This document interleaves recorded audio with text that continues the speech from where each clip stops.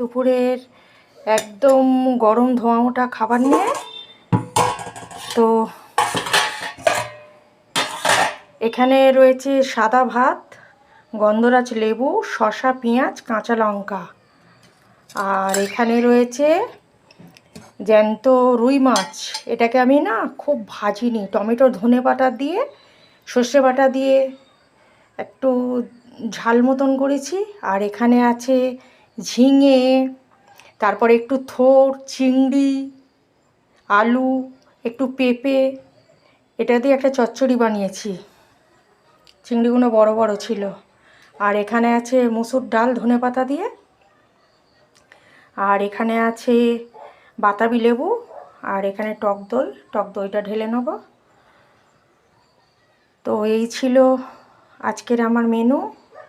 আশা করছি আপনাদের lunch complete. তো ভিডিওটা আর বড় করছি না, ভিডিওটা এখানে এন্ড করছি।